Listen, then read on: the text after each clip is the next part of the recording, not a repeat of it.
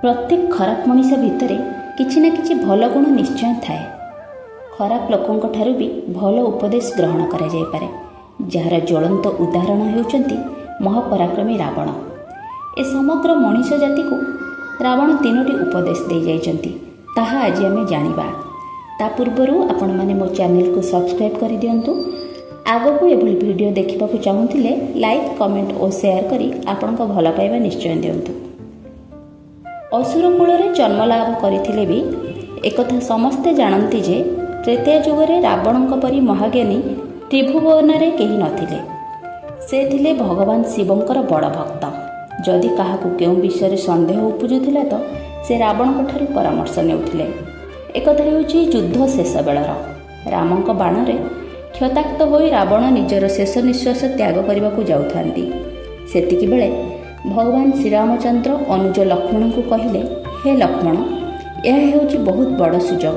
तुमे महाज्ञानी रावण ठारू किछि उपदेश मागी आण, जहाँ तुम सहित ए सारा समाज पाई लाभप्रद हेब। लक्ष्मण जाई रावण सामने हाथ जोड़ी बसिले और तांको भविष्यत पाई उचित मार्ग देखाइबाकू निवेदन कले।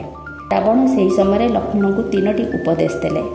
प्रथम उपदेश दे रावण कहले, शुभस्य शीघ्रम, अर्थात जदि किछि शुभ करिबार अछि तो काम को शीघ्र करबा उचित। मो पाखरे स्वर्ग को सीढ़ी बांधिबार क्षमता थिला, हेले मो हेळा करी विलंब करिदेलारू आज कार्य संपादन करिबा बिना ही संसाररू विदाय नेउछि।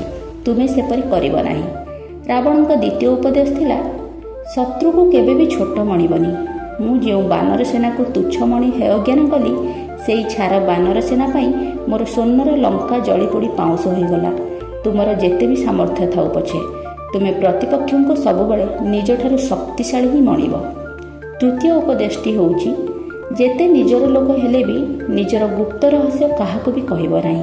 मु मो भाई विभीषण को निजर बोली भाबी सब कथा खोलिकी कहि देइथिली, हेले विभीषण मोर सब गुप्त रहस्य को नहीं रामचंद्र आगे कहीदेले, जहाँफल शत्रुपक्ष मोर दुर्बलता जानी जाई मते परास्त कले। निजर गुप्त रहस्य सर्वदा निज पर्यंत ही सीमित रखिब। रावण मुहरु तीनोटी उपदेश पाइबा परे लक्ष्मण पुणी थरे कर जोड़ी तांको प्रणाम कले। जय श्री राम।